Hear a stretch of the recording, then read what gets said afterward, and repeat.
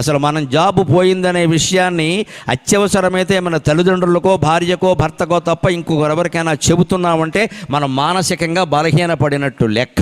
నువ్వు చెప్పాల్సిన అవసరం లేదు. అది అవసరమైతే ఓ చిన్న మాట, పెద్ద ప్రమాదం ఏం కాదు. ఎవరన్నా అప్పుడు కూడా ఏం చేస్తున్నావు అంటే చేస్తున్నాను కదా, నువ్వు వాడేం వచ్చి ఎంక్వైరీ చేశాడా, ఎందుకు వచ్చిన గొడవ, చెయ్యట్లేదంటే 100 సలహాలు ఇస్తాడు. పోయిందా, ఎందుకు పోయిందిరా, ఏ వెధవ సలహాలు ఇవన్నీ. ఇక్కడ మన అనారోగ్యాలు కూడా ఎవరికి చెప్పకూడదండి.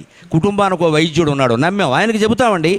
బంధువు ఎవడో ఫోన్ చేయగానే ఈ మధ్య కొంచెం అదోలా అనగానే వాడు ఏం చేస్తాడు, మా దగ్గర కేరళ ఆయుర్వేదం ఉంది రమ్మంటాడు. ఇక విజయవాడ పనికిరాదు, హైదరాబాద్ పనికిరాదు, కేరళ పోవాలి. ఇప్పుడు ఏంటిది, ప్రతివాడు ఒక సలహా. అసలు మన అనారోగ్యాలు వాడికి ఎందుకు చెప్పాలంటే మన డాక్టర్ లేడా, మన ఇంట్లో భార్య లేదా, భర్త లేడా, వాళ్ళకి చెబుతాం, పిల్లలకి చెబుతాం, బయట వాళ్ళకి ఎందుకండి చెప్పకూడదు. ఎలా ఉన్నామంటే బ్రహ్మాండంగా ఉన్నాం, నీకేమైనా కావాలంటే చెప్పు, అంతే. మన బలహీనత ఏమాత్రం మనం బయట పెట్టుకున్నా వాళ్ళందరూ మన నెత్తి మీద ఎక్కుతారు.